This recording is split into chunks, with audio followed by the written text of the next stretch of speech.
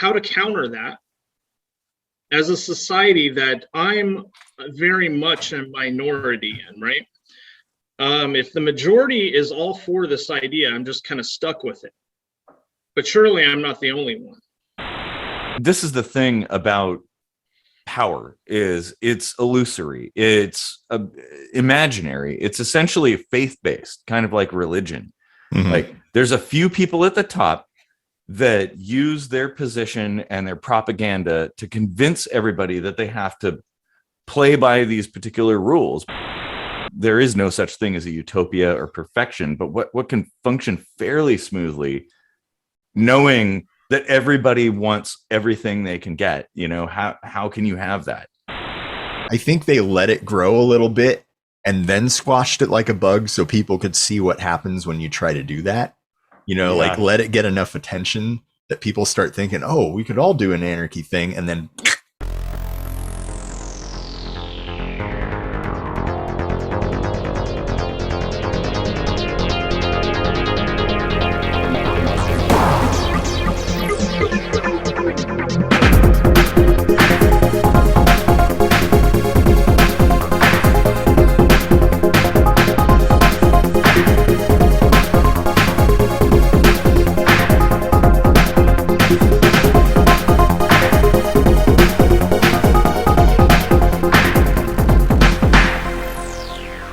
Everybody, welcome to yet another kitchen sink microscopy. I'm Eric Rosenblatt. We would love it if you'd like and share this video, you know, subscribe to the channel, give us a like or a dislike, even though dislikes don't matter anymore, but I don't know, give us a whole bunch of dislikes. That would be fun. Yeah. And I guess leave a comment if you want or something. Yeah, that'd be cool. Yeah.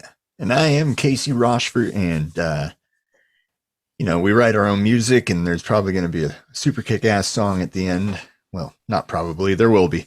And you should hang out all the way and check it out, and, you know, get our music on Spotify and iTunes and all that junk. So while I'm Casey Rochford, what I really want to be is Anarchy. So we have a guest on who is curious about Anarchy, and you know, I admit I don't know that much about it myself, so this will be kind of like a three-tiered discussion as far as you know, our levels of knowledge about the subject. So go ahead and introduce yourself, guest of unknown name. I want to be Anarchy as well. We'll learn it. We're here to learn about it. There's probably a lot of questions that I have on the subject because I started thinking about it more recently. John Matrix has this worldview that is changing quicker than it has in the past 10 years, which is looking at it like having the subject of anarchy starting to make more sense to me, because I feel like it's the only thing that can make where people can truly be free. I can't think, and I've been trying to think about this, how else can people be free without it, you know, without anarchy? In a society with a hierarchy of power, it can be abused. And I don't know if there's any way around that, you know? And that almost seems like kind of like this human nature that we have that wants to put everything in order, you know? And if we have, you know, 8 billion people in the world, everyone's going to have a different way of looking at it. And to keep everyone in order is going, well, they've been trying to do that for a long time. Oh, since the very beginning of time, yeah. Honestly. Like, but I don't think they still understand that we're individuals and will always be individuals. I don't think that they understand that. You know, I think that they think with enough conditioning that we'll all be in order. And I don't. There's always going to be one asshole that doesn't want to play the game, right? That's true. And I mean, I guess at this point, it's important to ask the question. Oh wait, you didn't really specify your name, but that's okay. John Matrix. John Matrix. I All right. referred to myself in the third person, but yeah. Okay, perfect. Just like Bob Dole. Okay.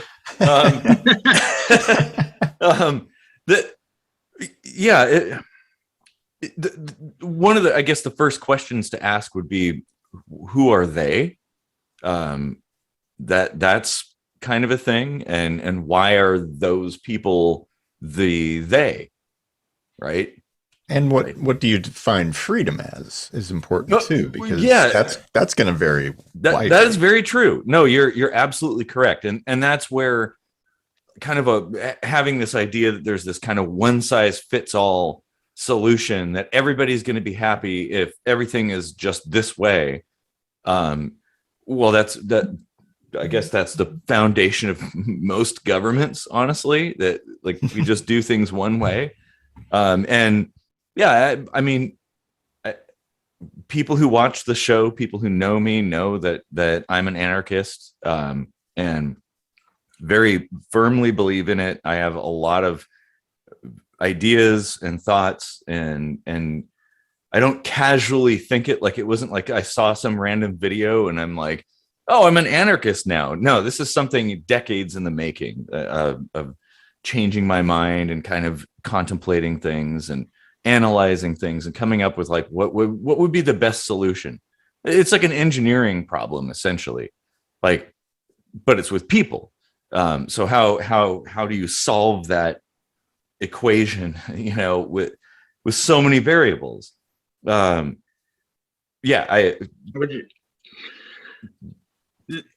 anarchy, being like sort of the antithesis to order, is wait, hold on.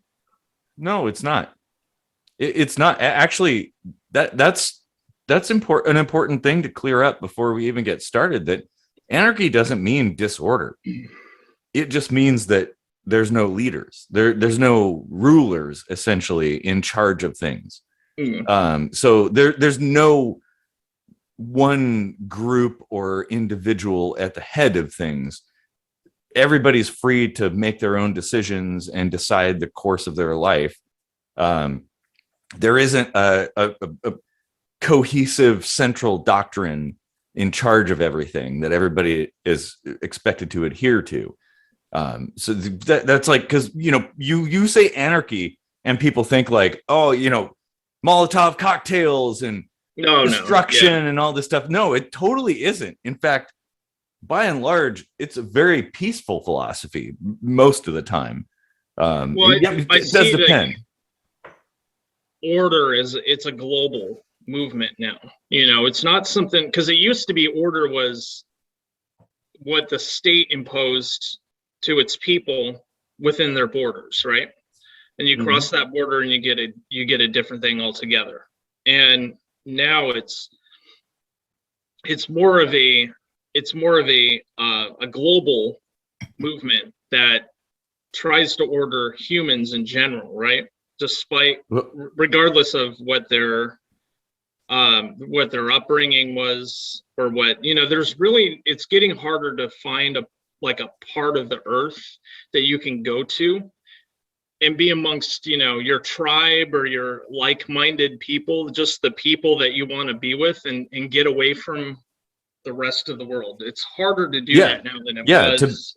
To be like beyond somebody else's control. It's very difficult these days. I mean, and talking about the global side of things, I mean, all you have to do is research the Great Reset. If you want to be but that's a conspiracy. You want to be paranoid.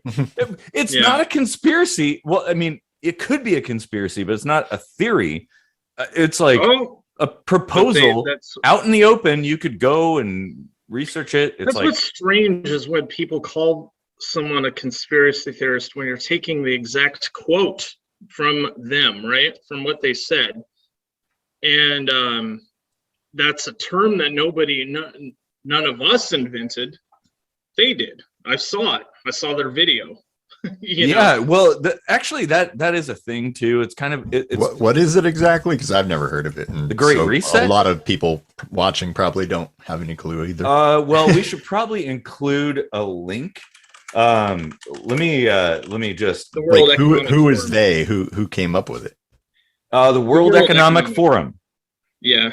So this is the thing that the world leaders attend every year in Davos. I'm looking there. All the presidents are there.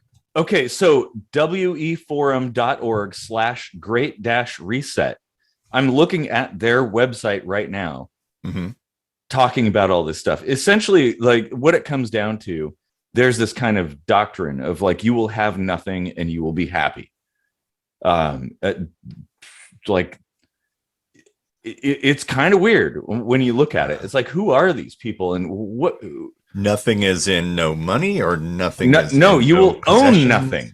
Own nothing. Like, yeah, you don't own anything. You basically have a permanent renter class. Yeah. Some people think that the reason why home prices are going up rapidly right now is to force everyone out. Because once your home gets to a certain point, you want to sell it, right? Because you're worried that the market will collapse, or you're worried, that you'll never have an opportunity to live somewhere else. So, a house that would normally be $200,000 is suddenly $800,000. There's people that'll actually call you up and pay that kind of money for your house just to get you out. So that's scary, because let's say the house that you're renting that you don't own costs you, pretty much what you pay right now. And that can keep going up. Or that could be like, if you don't play by the rules, you're out. They can kick you out. It's not your house, it's the state's house or whoever owns it, right? It's not you though, you don't own it. So that thinking about that had me thinking more about how to counter that as a society that I'm very much a minority in, right? If the majority is all for this idea, I'm just kind of stuck with it. But surely I'm not the only one. So the no, you're not. And Forum is an entity a lot more powerful than me. That's true, but they're few in numbers. Like, this is the thing about power, is it's illusory, it's imaginary, it's essentially faith-based, kind of like religion. Like, there's a few people at the top that use their position and their propaganda to convince everybody that they have to play by these particular rules, but we honestly legit don't have to. We can make up our own rules and they can just swivel on it, punk. We did a whole episode on like alphas, and that's kind of the concept that power comes from, I think. It is.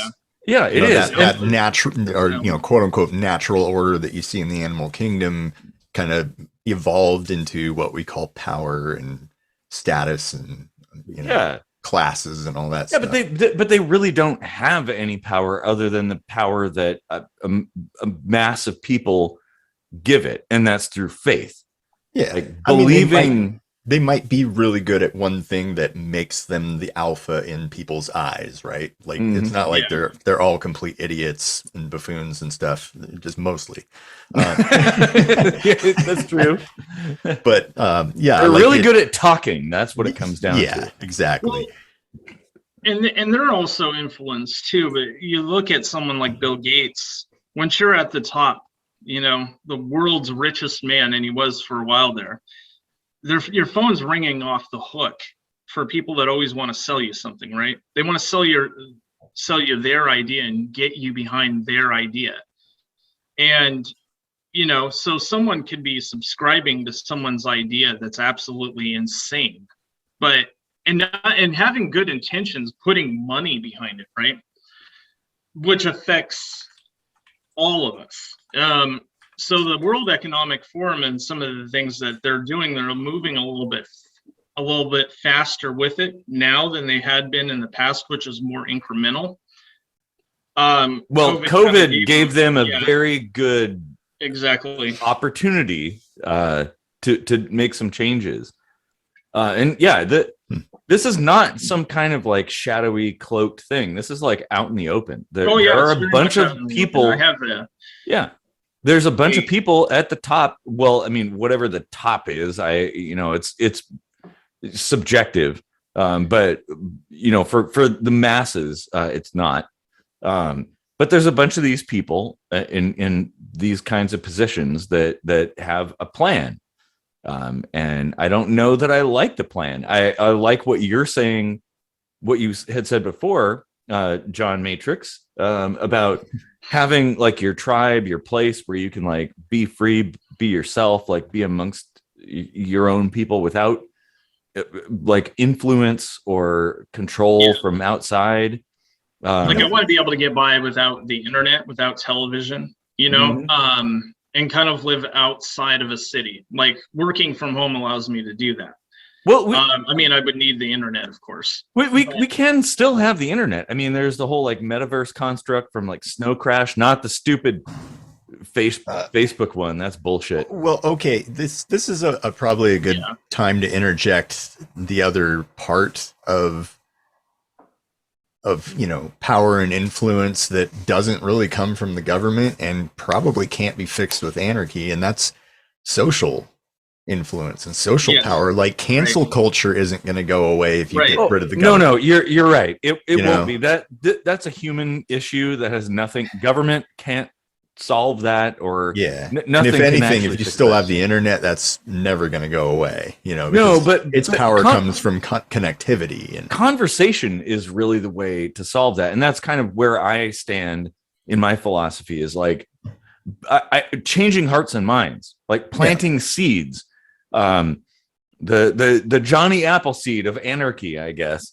I mean, because I think if people realize like how important that is, that like, and people want to hear fear. People want to hear, how's it going to work for me though? Like, and that's what would sway me. I'm on the fence. Like I could see the merits and I see a lot of the problems as well.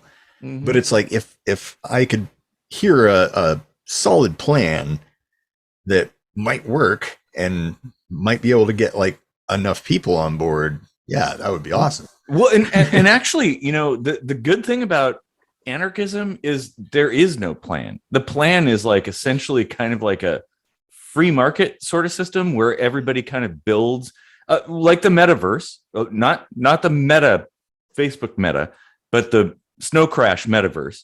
Everybody is a part of it, and they sort of construct the world like their own worlds and test and do experiments and things, and they're free to do that without impediment.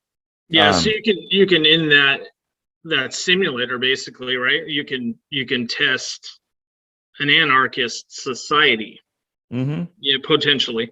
So that's one of the things that like I can't really always get 100% behind something until I've seen it in action, right? But I get the theory about it. But the thing is, what I wonder is it inevitable? Anarchy is inevitable for humans to maintain a lifestyle that they choose as opposed to what's laid out for them by the state. Well, no, you're right. I like, in a way, I feel like a lot of this is incremental. Like an anarchistic system might be inevitable. We used to be hunter-gatherers, and eventually churches kind of became the construct that we revolved around and kind of brought everybody together. We had communities and societies and cities and things like that. And then we built states, and those things evolved. And I think they've kind of hit the peak of their evolution. Like, as far as it was a necessary step to get to where we are now. But where do we go from here? Because it's pretty clear. Like, I mean, all government is susceptible to corruption. Like whatever system you put into place that is able to have dictatorial control over the populace will become corrupted, and it will lose sight of the original vision. We've seen that time and time again throughout history. And so I think anarchism is kind of like a natural next step in that, where we've, from an engineering standpoint, we've learned a lot about how to do things and realize like, okay, well, maybe it's better to just let go and let people sort their own stuff out, rather than defer to like a handful of chosen people, whoever they are, to make those decisions. Because I mean, it's pretty clear they don't make good decisions. Like Casey, you were saying, you know, they might be intelligent, but certainly not gods. They're not able to make all the best decisions all the time, and they don't always have everybody's interest in mind. It's self-interest. Like, everybody's greedy. So how do you account for that in a system? Like, what sort of system is able to work to function fairly smoothly? I mean, and there is no such thing as a utopia or perfection, but what can function fairly smoothly, knowing that everybody wants everything they can get? You know, how can you have that? And we should talk about the CHAZ. Yeah. Oh no. Examples. Actually, no. That's a great idea. Because no, that was really interesting. You know, like about a year ago, right? The Capitol Hill Autonomous District, or whatever that stood for. There was a chunk of Seattle that went anarchy, basically, and it, like, if you listen to anybody that went there and visited and, you know, just experienced it and took pictures, it was all positive. Things took care of themselves and everyone was nice and happy, and a bunch of hippies and stuff. And then you see what the media paints it as, and it's all like this, you know, well, your typical anarchy in the media version of the definition, right? Yeah, like exactly. Chaos. Burning things and not letting people into their homes and stuff like that. And it was all very, very biased. And then the government, like, they could have stamped it out immediately.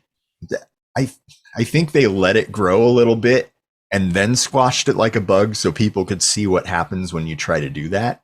You know, like, let it get enough attention that people start thinking, oh, we could all do an anarchy thing, and then gone. Exactly. And what you'd said about the media is really important, because the media is how people collect their information. There are not a lot of people, boots on the grounds kind of people, that like go and actually observe for themselves what's happening. They just would rather sit in their comfortable homes and let somebody dispense information to them. And the media is intertwined with the government. Operation Mockingbird is still in effect. Oh yeah, big time. So there's an incentive for the media to paint things in a certain light, and they definitely did that with the CHAZ thing. And yeah, like, it was largely peaceful. There were some people getting all riley and unruly and stuff, but it's kind of like, it's early days. This is the thing. In the absence of the state, people are naturally inclined to organize and cooperate. Like, there are so many examples. That one, the Seattle one, like that's a good example of people coming together for a common goal that maybe they didn't even have a goal. They just wanted to hang out or something, but they all got along for the most part. Yeah. But the media is going to cherry pick. Though. That's the thing. If I came in there, I don't know if they would get along with me, you know? And no, well, and one of the things, an important distinction here is, like, the moment, like, what brought that about might contaminate the entire experience. It was not isolated. There were external forces that drove that, so they also kind of penetrated that experience. So it's kind of not necessarily a clean experiment, but I have examples of those things. Anyway, go ahead. Sorry. The way I am, though, is like, if I realize I'm not welcome there, that I'm just not gelling with these people, I want to get the hell out of there. I don't want to make. I don't want to stick around and try to make it work. I just will go elsewhere, because I know that elsewhere. I'm sure they'd be fine with that. But I'm sure, you know, I'm sure. But with the problem that I have is I don't really have the ability to go and set up my own little nation somewhere, Mhm. but that has to do with the fact that I would get arrested if I were to go and take over an entire neighborhood. They wouldn't. Well, no, you're right. The maybe there are very few places where you could do this.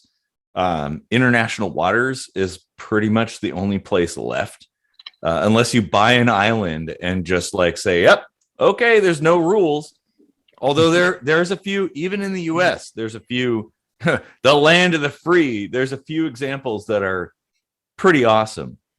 But yeah, you couldn't necessarily buy up like, a whole pile of city blocks in Detroit and then bring all your friends in and just declare it your own nation. They would not be happy with that.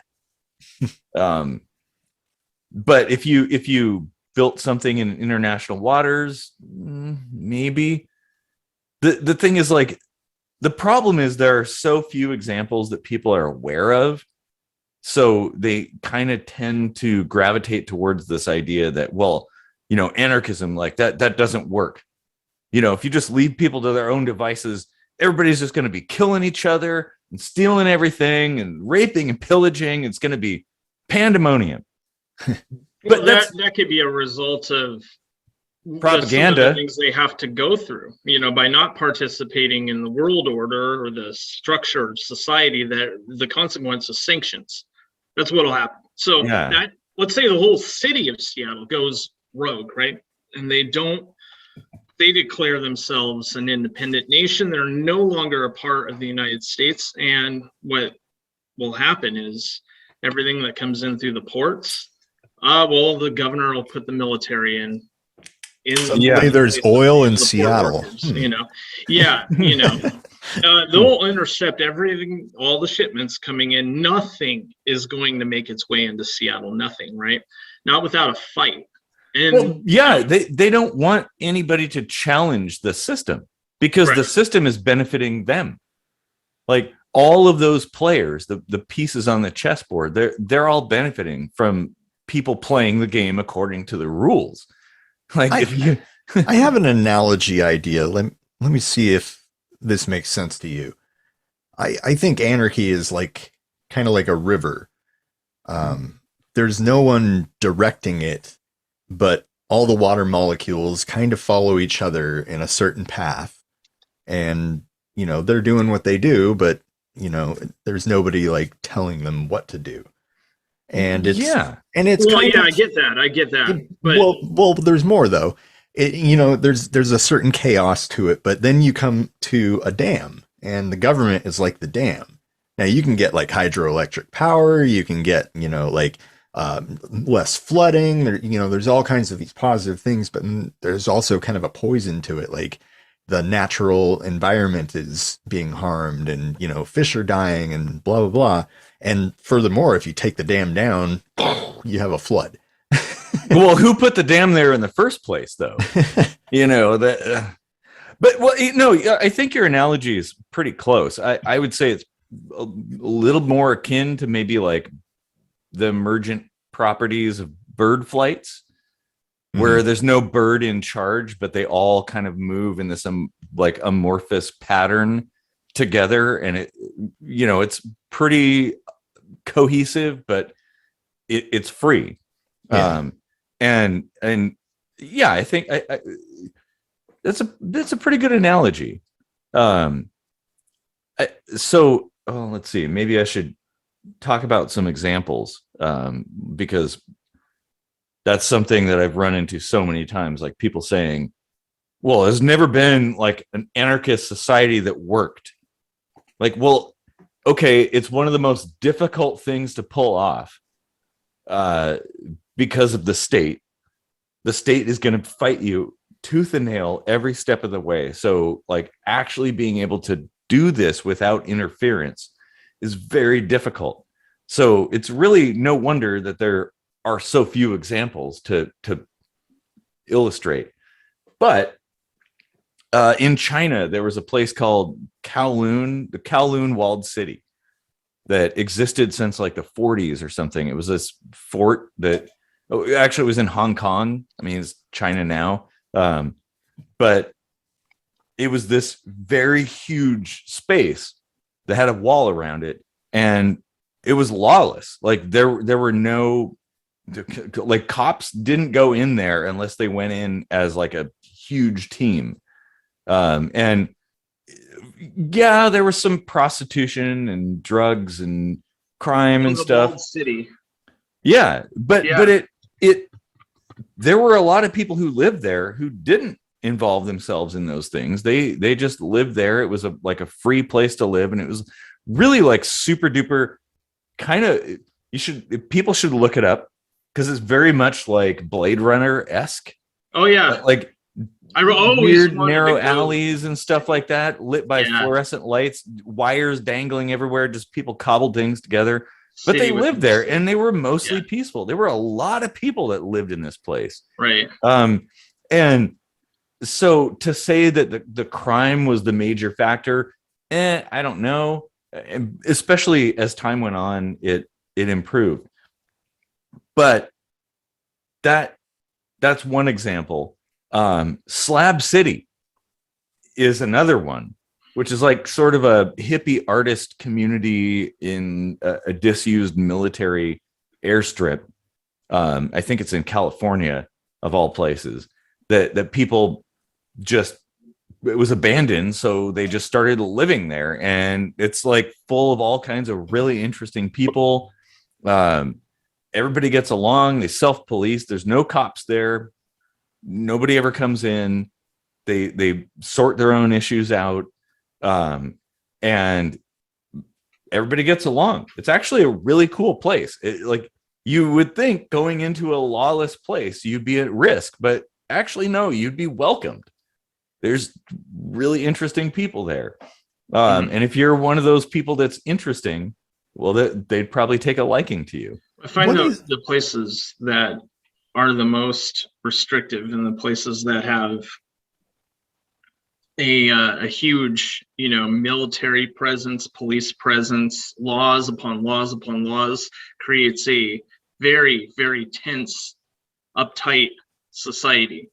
And naturally, people aren't going to get along, when they're living under those conditions, and, like the scenario of what you just described, I can imagine, it's just like this island that I lived on in Honduras was really not, it's technically a part of Honduras, but the country, they don't really mess with the island and tell it what to do. They have their own mayor. They call their own shots. They don't need to trade with the mainland that much. They kind of grow their own food. They're kind of able to take care of themselves. But they, from living on that island, everyone's pretty laid back. Everyone's, there's really no laws. There's nothing you can do to get yourself in jail because they don't have a jail.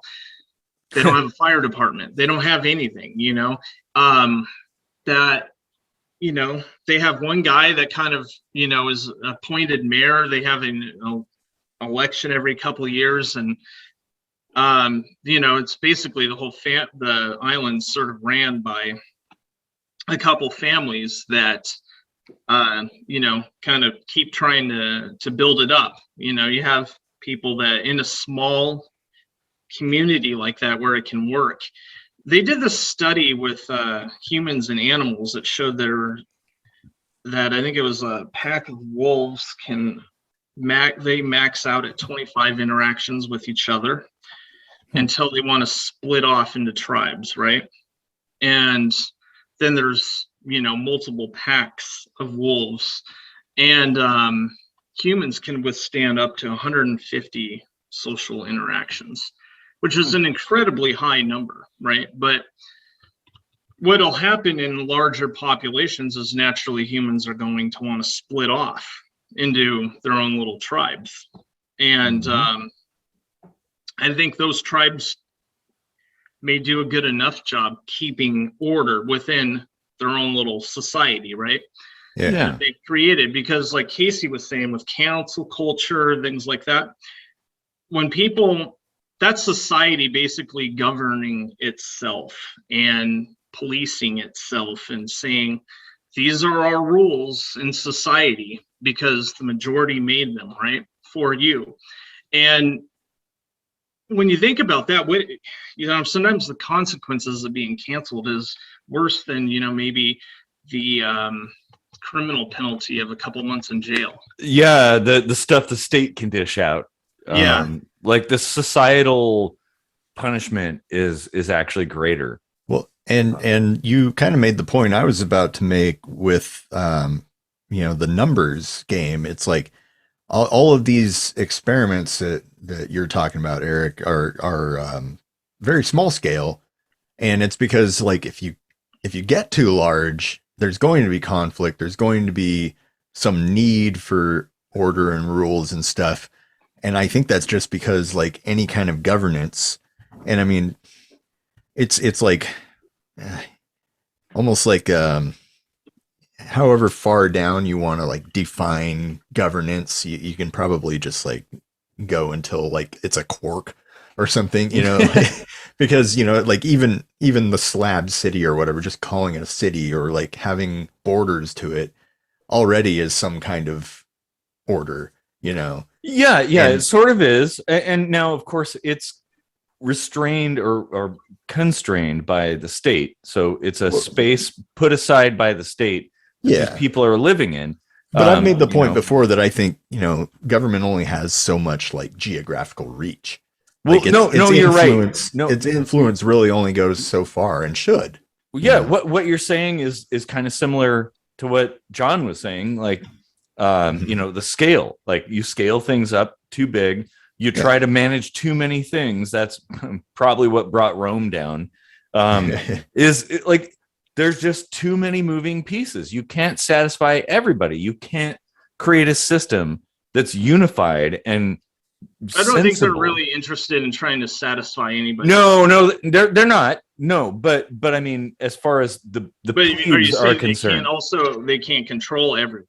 No, they can't. Either, you know? Oh, absolutely not. Like, what about if they held your paycheck hostage? Like, if you didn't do what they wanted you to do, and you don't get paid, you know? If my paycheck was in cryptocurrency, like, who the fuck cares? Yeah. Well, in crypto. Yeah. But then what would you buy with it if there's sanctions on your ability to purchase anything? Like, well, every store and restaurant in town doesn't want anything to do with you. You know, you're on the blacklist. There are people who do accept crypto. It's growing by the day. But the biggest problem is the state accepting its government bills in said currency, because those are the ones that you really have to contend with. Well, you could that is an issue. Trade in crypto though too, you know. It doesn't have to be liquidated to cash, and that's where a lot of the problem occurs, is when you convert it into cash. Yeah, converting crypto to Fed coin, that's where the problems happen. Right. Well, I had a really good point that Casey brought up. Oh, nope, I've kind of lost it. But well, speaking of scale, probably the best example of anarchy in action, like working correctly, would have to be Burning Man. That festival. Yeah. Like, people think of it as like, oh, it's this festival where everybody like does drugs and parties and there's music and weird cars and art and stuff. But there's not rape and murder and stuff like that. I've never really heard about that out there. And they burn an effigy and stuff. There's no police. No, there's not. But Burning Man is actually an experiment in people working together. Like, and it consistently has shown that people can in fact work together. So you can organized it. It just happened. And it's sort of organized. Like there's sort of a basic plan, but it like tens of thousands of people converge in this desert space, and they have this festival, and then pack everything up and move on like nothing ever happened every year.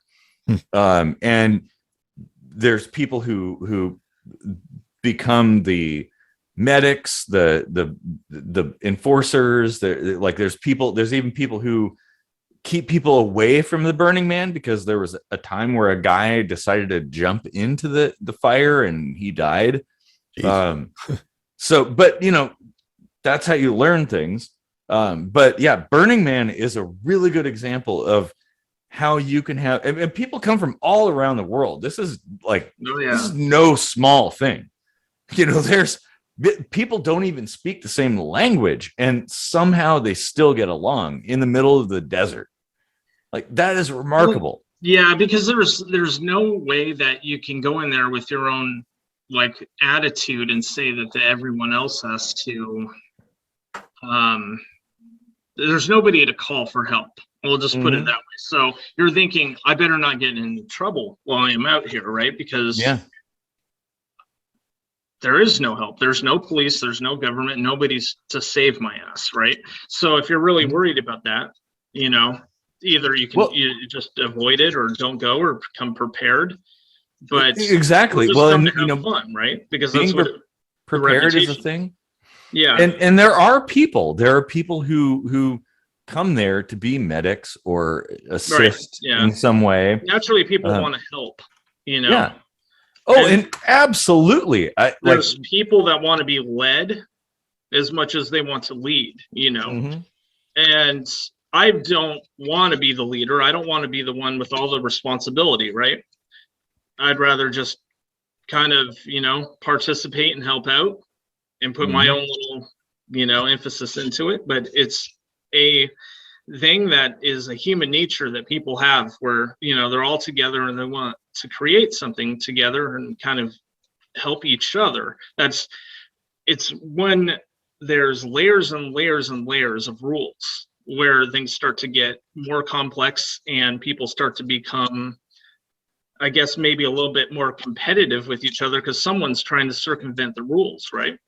Well, and yeah. They're going, well, that guy's cheating. Well, fuck him. And then all of a sudden there's conflict, right? And which the state doesn't solve. Having a state doesn't solve that. The same things still happen. It just feels more official. So yeah, well, we've seen over the past couple of years the state flexing its muscle a little bit, well, and it has to keep up pretenses, to keep people believing that the state is relevant, which it absolutely is not. It's totally I agree, not. but I think a large number of people surprisingly seem to look up to the state as the solution to their problems. So, which is honestly no different than religion, looking to a god to solve your problems. It's a belief in the parallels are actually based on striking. Hope, Oh yeah. Yeah. That's it's a bit of a cult, because there is an us and them factor to it. And that's something that religions do all the time. They in order to bolster one's own religion and get your people behind you, you have to find the others, the other people that the Protestants, they're the assholes. Yeah, you got to be angry at them. They don't want us. Every dictator because here's you're right. They don't want us getting along, because if they know that if we were left to our own devices, we would get along and figure out our own things. So it's important to create this kind of mystique, this sort of competition, the us versus them sort of thing. Keep people distracted, to keep them fighting amongst each other. Because as long as they're fighting, you can control them. That could divide. It's you have to ask yourself, if you're angry at somebody else, why are you angry, and who is responsible for what you think? I have this policy not to blame my neighbor. I remember when I was up in Washington, I was with my brother, and he was saying, I was a little bit shocked at how high gas prices were. And because I paid $4.30 a gallon, you know, and I was like, what the hell? And he was like, well, we've been shut down for a while and it's all these people out driving around, you know, because they're out, everything's opening up now. And I thought that was kind of a strange way of looking at it, because it's not like Washington State has more people, like a huge population influx of more people there than there were prior to the pandemic to drive gas prices up, such as a holiday weekend or something, right? Which, you know, you have people coming in from out of town. That wasn't the case. It was just people going back to work. Same number of people as prior to the pandemic. Less and even. He didn't think it had anything to do with taxes. He didn't think it had anything to do with production. It's all taxes. Yeah, well, yeah, that's true. Like the flux is probably pretty much the same roughly anywhere you go. It's just that Washington is really tax happy. So our base level of, you know, gas prices are just always high now. Yeah, There's definitely supply and demand involved, but it really is insignificant. Like, it's a very small proportion of the actual cost. As it always is. Yes, exactly. You know, like, to go back to the religion parallel to politics, you know, anarchy and atheism, you know, do have things in common. And I think, much like, you know, Richard Dawkins says of atheism, there's kind of like 7 levels of it, where, like, you know, the 7th level is like, I know with certainty there is no God. And it's like, no one can actually say that. And I think that very same way about anarchy. I don't think it can be completely without some kind of structure. But, well, you know, pretty close. You're right. That there, as with atheism or religious philosophies, there are different philosophical bubbles, I guess, different people who think different things, and anarchy is the same way. There's people who feel one way or another way. Like, it comes in different flavors, essentially.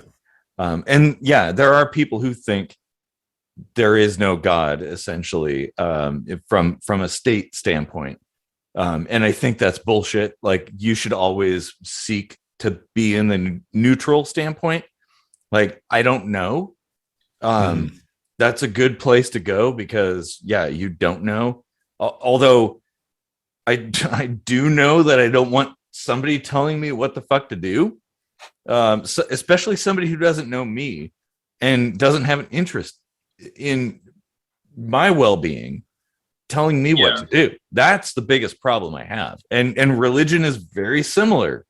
Like, well, yeah, like the parallels between religion and government are that you're trying to put your faith in an idea that affects you and you only, because it's like your personal relationship with God or your personal relationship with government, right? But the religion or the government tells you what to believe or how to act, right? I mean, like, not so much how to act, like, I think that's a little extreme, but, you know, like, for the sake of argument. But depends on which government you're talking about, though. Yeah. I mean, you know, we tend to be pretty US centric here, but there are some governments that are very religion like. But I would say it, like, from the state standpoint, it's not so much about like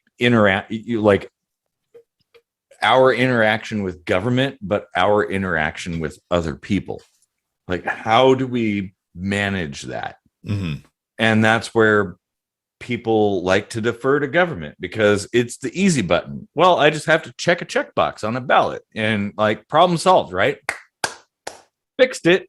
Like, no, it's not that simple. You know, humans are very complex. I understand human nature, and I know that people are always, for the rest of our lives, always going to believe that checking that box on the ballot is going to make a difference. There's a sucker born every day. There's a new generation of kids that aren't as jaded and cynical as we are, right?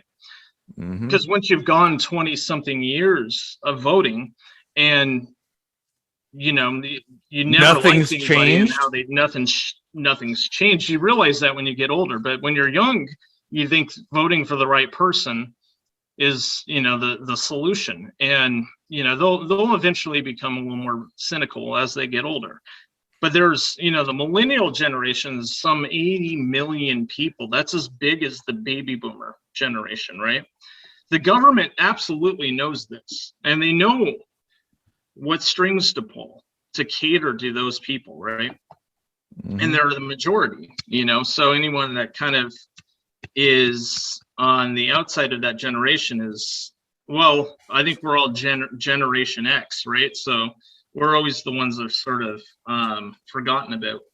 But the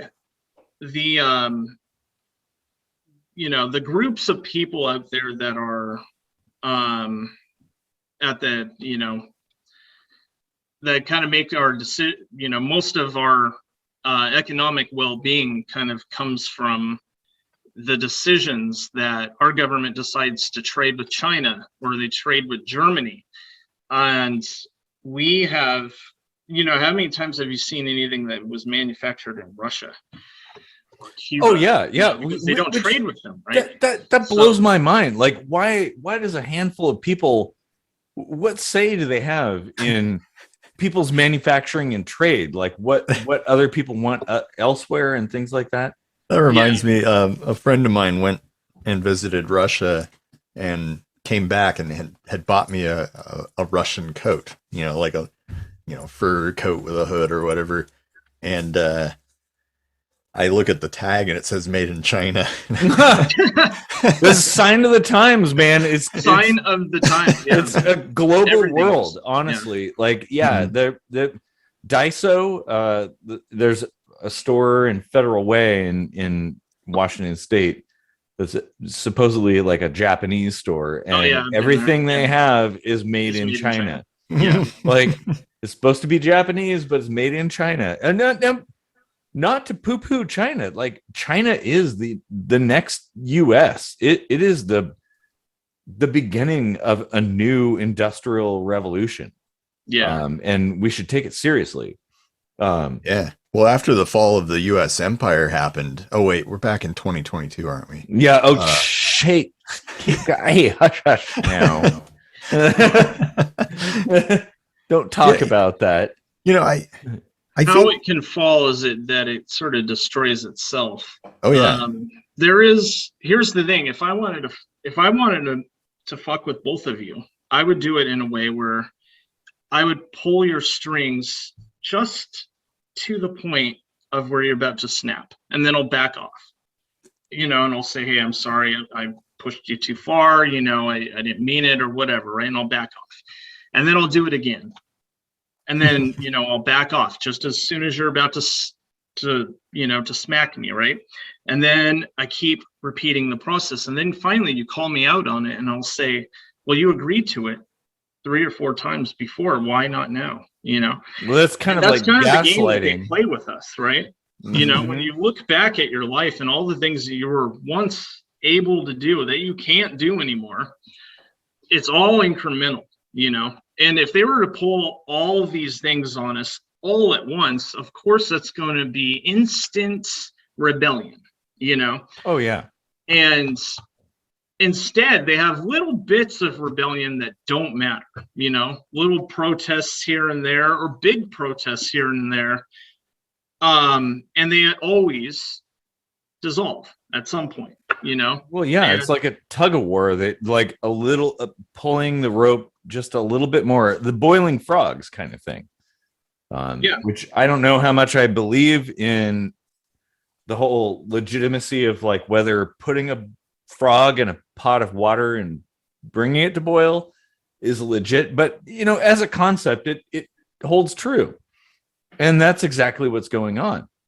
Like, incremental change, and people don't even notice it. And one day you wake up and you'd be like, man, I'm going great. That's the problem with people, I guess, our age and someone maybe 20 or 30 years younger than us that haven't seen that much incremental change, you know. And so therefore it's just, some people are kind of born into this world with and given a ticket to the freak show, and they're used to it.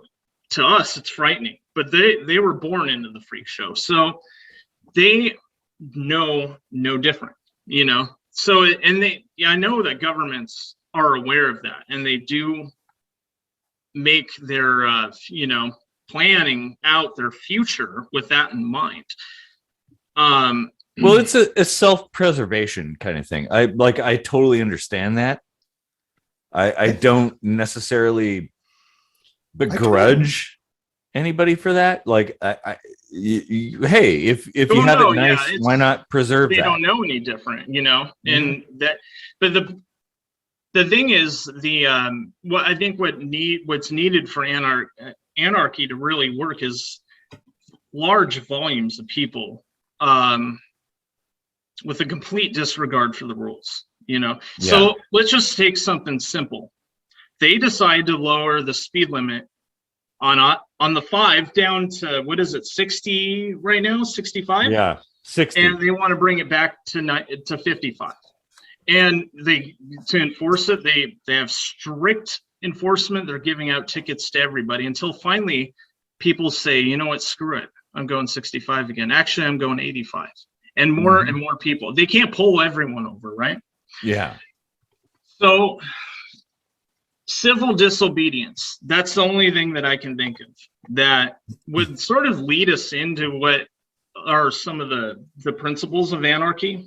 But it kind of has to happen naturally. It kind of has to happen in a way where it's not even, you know, society is sort of evolving into the principles of anarchy without anybody telling them that, hey, we're going to convert to anarchism, you know, or anarchy. We're going to convert exactly. To that. Like, you can't.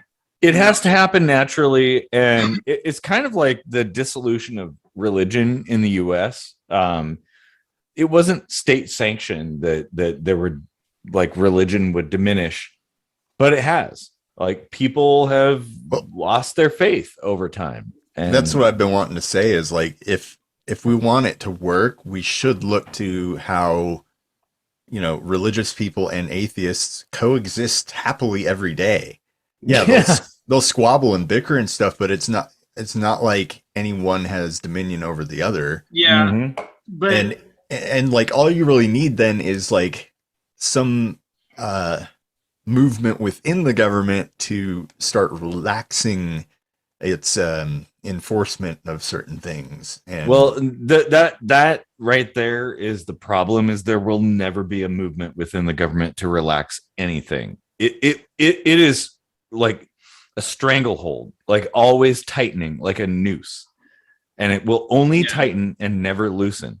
I mean, so, if you burn it down, burn it down and start over again, though, with that in mind, I think government and anarchism could actually coexist. That is very possible, but yeah, you don't have to start over necessarily. Like, well, how can you say it'll never get better, and you don't have to start over? Like, what's the other option? Well, it's hearts and minds. It's like it's faith.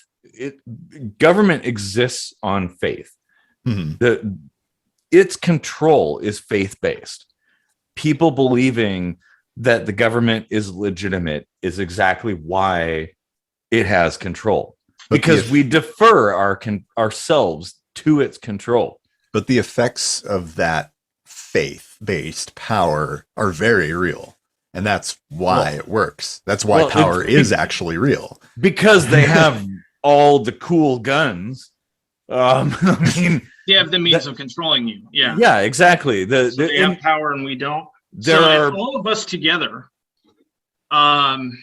which may never happen in our lifetimes, but there was a time where the majority of people were all kind of like-minded.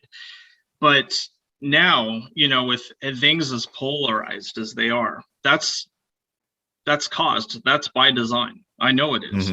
Oh yeah. But it's a hell of a lot easier to control people when they are that polarized. But imagine if we all said, you know what, fuck this. All of us, you know, we're not doing this. And we don't obey. What the hell are they going to do? And that's what scares them the most. Of course, that'll never really happen because there's sheep. There's people that are always going to obey. You know, it's convenient. It's people, you know, really, it kind of like the only ones that are going to rebel against the order of the government is the ones that have nothing to lose. That's But true. it's always going to be the obedient people in society are always going to be like your families, your working class, and it's people that are basically just trying to get through their life. And exactly. Families are being redefined too. So it's moving in a different direction. It is. I mean, there's like an undercurrent basically that, and we already used that song, didn't we? Sadly. There is an undercurrent like of, thoughts kind of coalescing around, things like anarchy, things like, non-traditional families and stuff like that. And the whole idea of like non-binary anything is actually like really good, kind of way to practice thinking. Right. But that's a better way of controlling people, though. If you have something that you can pull the rug out from under a family, let's say it's tax breaks for children or tax breaks for being married, which there are none, by the way. Benefits, government. No, there's, for like a stimulus check, some people will qualify if they're married and some people won't. It's just like the tax break or the deduction. It's just one person multiplied by two. Right, like but there's no extra. I know, but it's all monkey dust. With children, there is more money involved. Children, yes, yes. So when we're talking about a group of people living together, they are more likely to conform, no matter what whether it's a traditional marriage or whether it's an alternative marriage. They are more likely to conform because they feel compelled to have to take care of each other. So if your paycheck is tethered to the order of the state and what they want you to do, you're going to do it because it affects the lives of other people. Your insurance is gone, your financial system is gone, and then everyone else in your family hates you because even the myth that, the propagated myth that there are tax breaks for being married is like wool over the eyes, because if you think about it, when you combine your two incomes, you've just moved up into a new tax bracket. So you're actually paying more. Well, not necessarily, because I mean, in some cases, you might not hit that ceiling or whatever, but it could actually, it kind of depends on the situation between the two people and how much they make, because sometimes what it comes down to is someone writing off certain things that can bring them down into a lower tax bracket, whereas two people together can't do that, but sometimes so my wife and I are going to be leveraging healthcare quite a bit over the next year, so it's our deductible will be one thing that we can write off. And it's a larger sum of money doing it that way and filing together than me filing individually. So it's kind of just depends on what you're writing off. But they've kind of taken away a lot of our ability to write things off. Healthcare and making things more complex so that we can't make sense of it. Is a factor as well. Just the fact that if any two people do your taxes, they're going to come up with wildly different numbers. Yeah. that right there tells you there's nothing about this that works. Yeah, exactly. Well, I wanted to make a point about voting because there was a study done about representatives in the US. And do they actually represent the will of the people? Yeah, I wasn't represented in that study. No, you weren't. And that's what they found, that essentially what the constituents wanted was never entertained, and it was always corporate interests, almost 100% of the time. So all these politicians who are vying for your votes, like, you could vote them in, but you're not going to make a difference. You're not going to change anything. That's a damn thing. That's exactly the reason why Bernie Sanders never wins. No, exactly. And I wonder why the majority of people want him to win, but he never does. Like, why does he keep coming back? Like, dude, I would be running as independent. I mean, it worked okay for what's his name? Oh geez. The guy Exactly. in the 90s. That's The guy in the 90s, right? No, Ross Perot. Ross Perot, yeah. Well, exactly. he was an independent. He had a pretty large amount of the vote too. Yeah, I think he got did. like 15% or something. It was pretty significant, but he was a complete independent. Bernie Sanders joined the Democratic Party, you know, so basically he has to play by their rules. And if the Democratic Party has a different candidate in mind, that's the candidate that goes forward, not Bernie Sanders, you know. So that's he doesn't understand that though. You know, he doesn't get that. He still is telling people that the majority of people wanted Hillary Clinton to win, so Hillary Clinton won, you know. What if he does understand that? Like, he's not a dumb guy, but maybe he's bringing it into the mainstream so that other people start seeing it. Because, well, like, there were some pretty glaring, like, blatant clues that he was getting screwed over in, you know, the caucuses and primaries and stuff. I would have a lot more respect for Bernie if he put his money where his mouth was and was like, you know, fuck you all. Right. Like, I'm just going to go rogue and do my own thing. In, you know, I mean, I know what happens, and politics is disgusting. You know, there's things that happen that we will never know about. And there's things that they talk about that we will never hear about. And I don't think most people really understand that, though. I think that they just kind of take what is said on the surface and be like, all right, well, even Bernie says he wasn't cheated. Even Bernie says that, you know, Hillary Clinton won fair and square. So I'm going to stop saying that, you know, his election was rigged. You know, we have the best election processes in the country. You know, how can that be, right? So we're not like Russia. We're not like China. The people telling us that it's the best are the ones who are probably. Yeah, we're not. Yeah.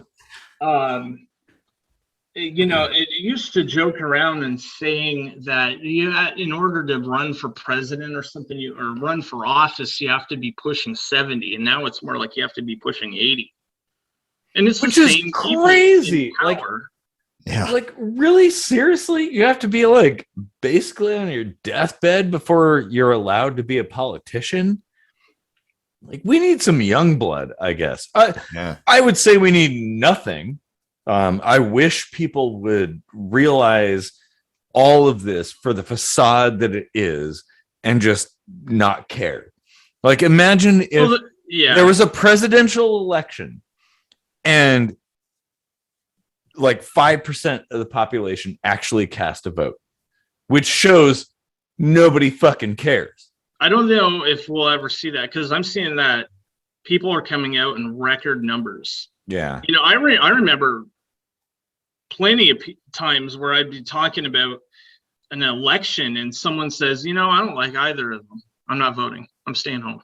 And a lot of people were saying that, right? And now it's like you feel like you have to. You know, well, it's kind of that's what they make you think. And I've never voted once in my life. Yeah. And well, it's kind of like the heat death of the universe. You know, we're all huddling around a neutron star trying to stay warm as the universe extinguishes itself. Well, you know, maybe there's more to this. You know, we might want to, I don't know, look out and analyze what's going on rather than keep doing the same thing over and over and over again. Well, remember, there's new generations of people born into the freak show every year, and they're going to grow up following in our footsteps and all the things that we used to do. And and that, I don't think, see, here's the thing, in order for anarchy to be carried out, there has to be some elements of rebellion and rejecting a hierarchy of power. Yeah. And we're creating more hierarchies of power, and we're allowing it to happen, and we're just watching the world go by. And it takes an incredible amount of people. It takes the majority to say, no, fuck it, we're not doing it anymore. Yeah. We're not going to take it anymore. So they are, maybe a growing number of people that are minorities in this world that have that sort of rebellious attitude, a do-it-yourself ethic that, carries on through their whole life, where they're out hunting for their food, they're out living independently, completely, totally off the grid, is a very small number of people, right? But they're, even people that choose to live completely off the grid and independent are, at risk of the tyranny of the state, and so as long as they're around, and it's scary to think that there are a growing number of people that kind of buy into that system now instead of rejecting it. Well, it's because of propaganda. Like that, right. That's the reason people have that faith, is propaganda. Like, if people got rid of state/church tells them what to think and the criteria upon which to live, and that is the framework in which they operate. That's why it's a clue, because it's like it is.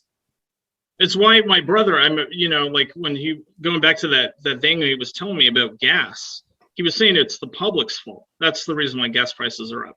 And that's always a red flag, when someone's talking about, it's a group of people, it's these people that are the problem. That's how their mind is in, under the influence of something, right? Capitalism, for one thing. Well, and like the others, that's exactly how Hitler came into power. Exactly, yes. Is it's the dirty Jews.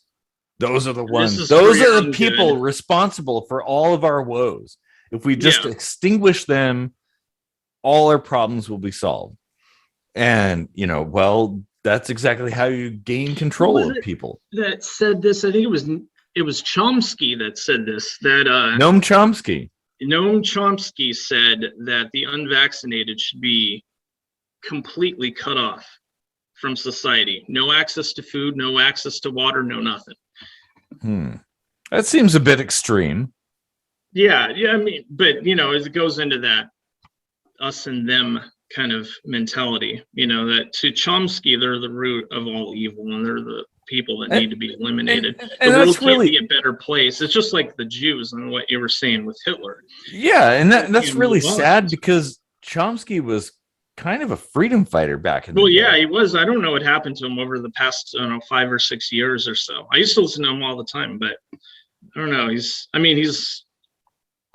I just think that he's a loyalist to someone, right? I mean, he comes from the academic world, the edge. Where did he teach? Somewhere in Arizona. He's a professor.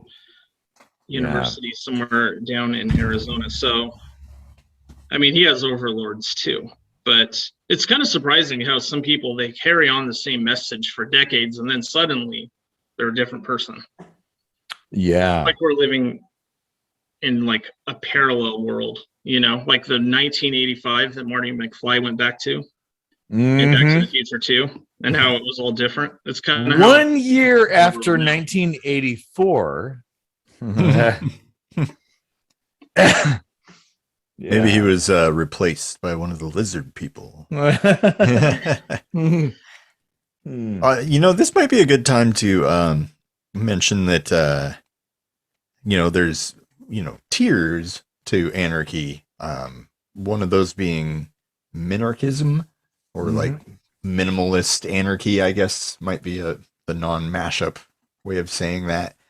But a fan of the show, Jeff, invited him on, but he couldn't make it. But he wanted to kind of give his like definition of being a minarchist, and that's believing that the government should consist of police to uphold law and courts to settle disputes amongst that law, and a military to protect from foreign attacks, right? But those should never be privatized. And, kind of just like draw a line in the sand, like this is what the government does, and that's all they do, and that's only all they do it. Yeah. And that was actually kind of the origin of the US. Yeah. Yeah. and he's saying that laws must be objective and there has to be a victim for it to be considered a crime. And and it's all about protecting the rights of individuals. And like I feel like there's so much in common there with like various other forms of government, like even democratic socialism, which a lot of people would draw like a very long line between those two things. But I think I've mentioned before, I see a lot of parallels between democratic socialism and anarchism.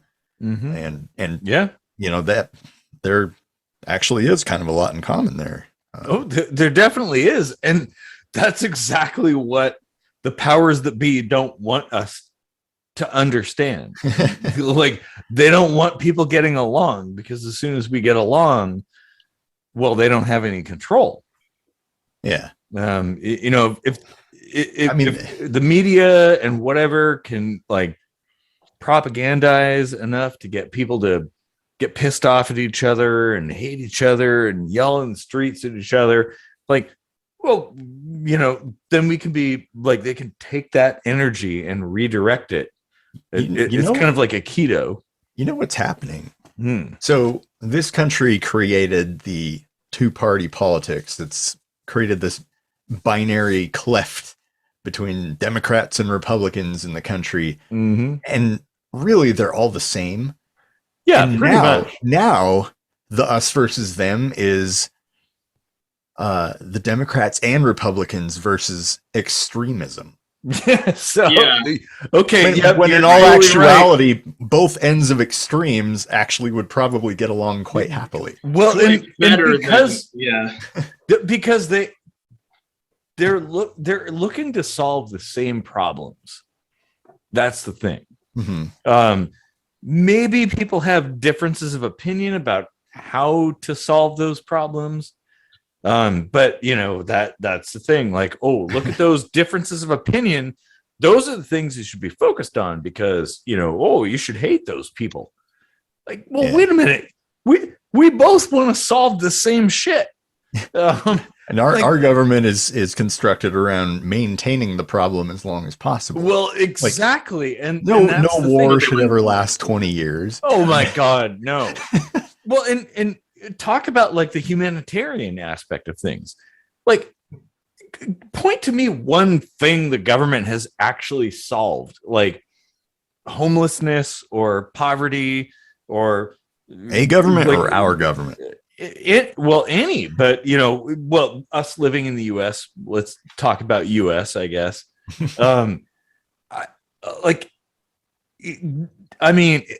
It keeps talking about, if you just like check this checkbox, all your problems will be solved. But like, the same campaign ads have been going on since the 60s. When have we solved? There are governments in Europe that have solved homelessness and drug addiction and stuff like that. We've talked about those. And Portugal, like drug addiction and stuff, they solved that by just letting go and not enforcing anything. Like, there's a lesson right there.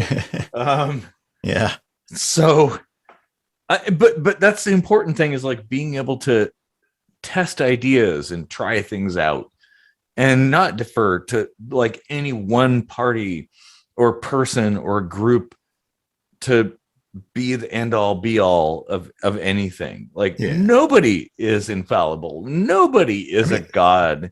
Those two examples are pretty good to show the fact that, like, sometimes, you have to let go. Sometimes inaction is the action you have to take. To affect positive change. But like fixing the homeless situation took absolute action. And I keep forgetting which country. I think it was the Netherlands, somewhere in there, that this city, I think it is, completely, like, just they bought tiny houses and put all the homeless people in them, and boom, you know. Like, Well, and they set up some programs and stuff, and you know, Yeah, like and help them, and that could actually work in the US, but oh yeah, regulations kind of get in the way. Now cross-cultural comparisons are an issue. Like Why? what works over there may not work over here necessarily because borders are bullshit. Huh? Borders are bullshit. Well, We're all human. okay, yeah, I agree. Like we are all humans. The cross-cultural thing, like we're not that different. Well, We're not. there are cultures though. So yeah, but they're not that different. Okay, I agree. And I will agree that borders are bullshit as well. That is actually one of the things that gets people riled up. Like that does kind of breed this us versus them mentality. Yeah. This idea that like, well, there's the others over there and there's the us over here, and we got to protect our own. Like, dude, just a little thought experiment. Imagine aliens are invading right now. Yep. Aliens with hyper super awesome technology are descending on planet Earth and are intent on taking it over. What are you going to do? You got to kill them because they could be Trump supporters. And you got to do so, and that's about the only way to get people to go out and be brave enough to do something about the goddamn aliens. Mm-hmm. These people that are colossally against guns will pick up an AK-47 and go and shoot that invader, and they even call him an alien if they're a Trump supporter. So, you know, if they're primed, if their buttons are pushed, they'll do anything. That's the problem. That's the problem with I agree that that's the thing, that like people are on edge, like a powder keg waiting to go off. Yeah, you just have to like really ignite the fire. Ticking time bombs right now. Yeah, which is a problem, because it's like, you know, what matters is that we all get along, that we solve our Earth issues together.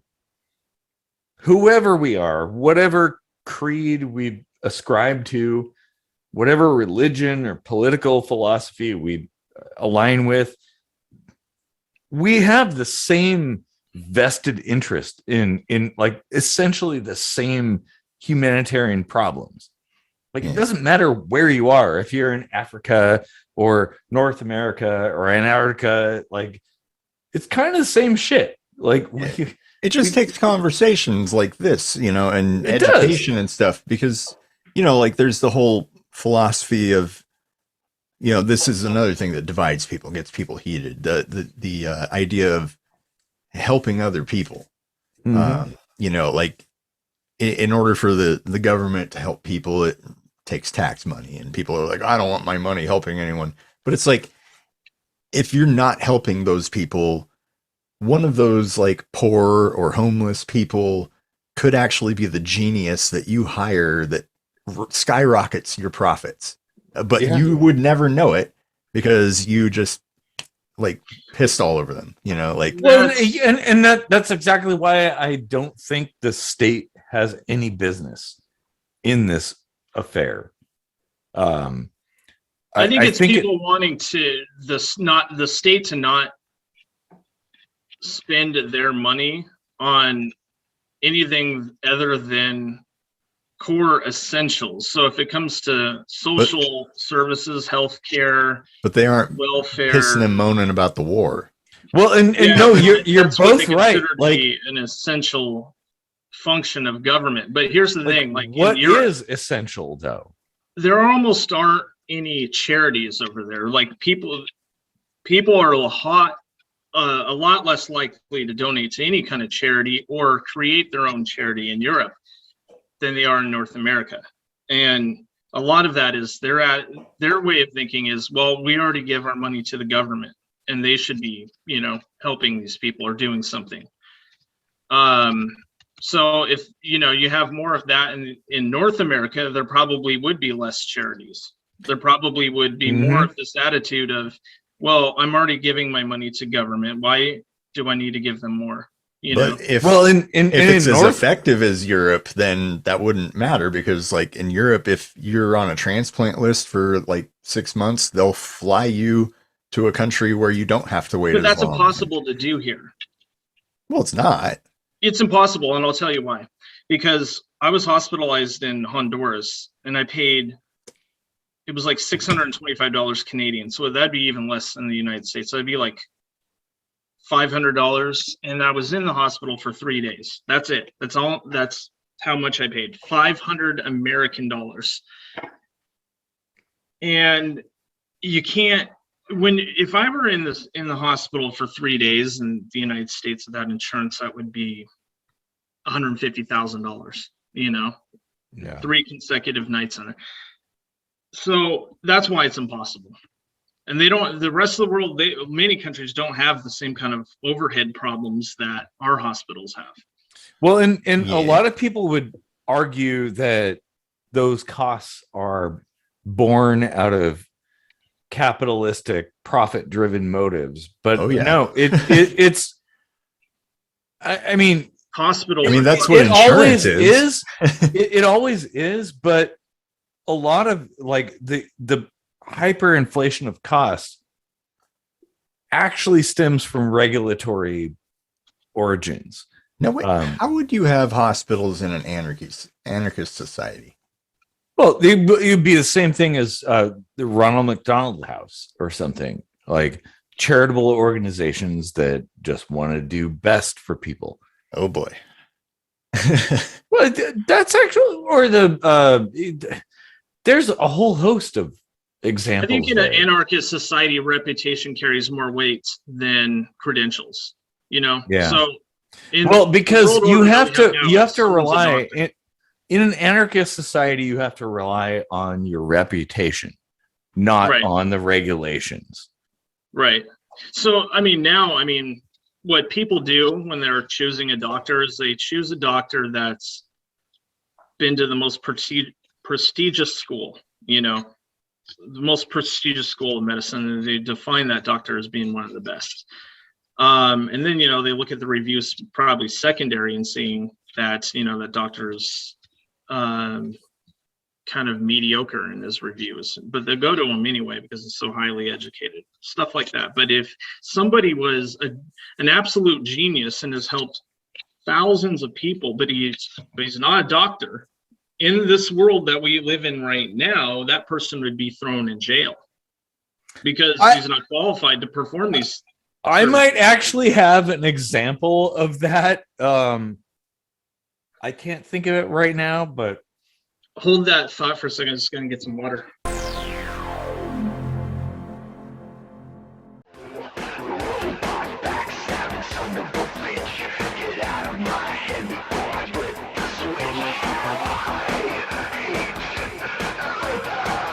So many okay songs. So many potential gems. It's amazing to think all this crap is in one collection. Love Songs by ALTAiR.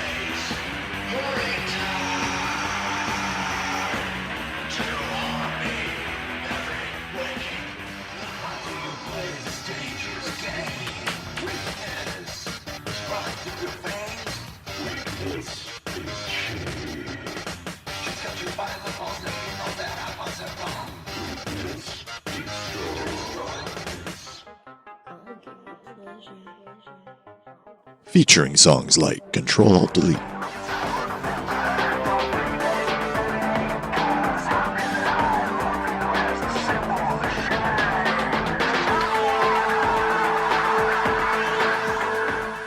and the classic Bitter Pill.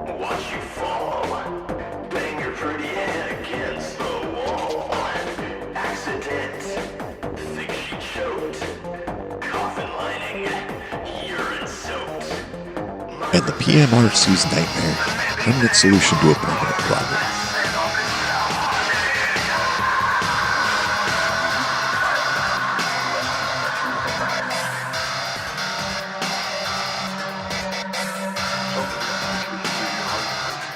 Order one or all of the great volumes of beautiful love songs by ALTAiR on Amazon, Patreon.com, or iTunes.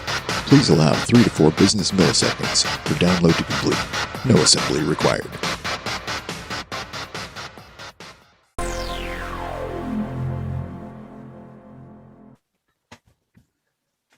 It's a good conversation. Yeah.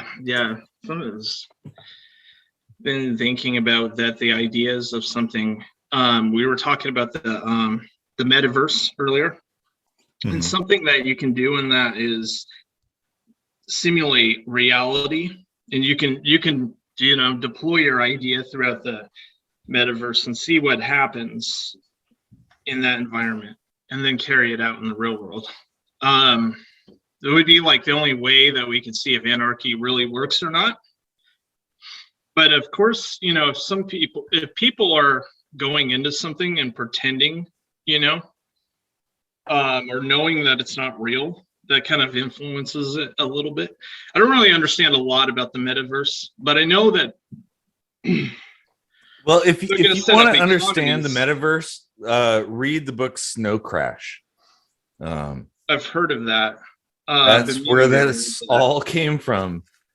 You hear about like people are going to go, they're going to set up an economy in there. They go to work in the metaverse. Like I want to be, not what I'm doing right now, like a sweaty carpenter. I'd rather be a sweaty carpenter in the metaverse than this shit that I've got to deal with tomorrow morning. But yeah, it'd be kind of interesting. I just don't know like what the adoption rate is going to be. I mean, there's talk about how it's going to be something bigger than the internet. New way of life. We're talking the 4th industrial revolution coming up.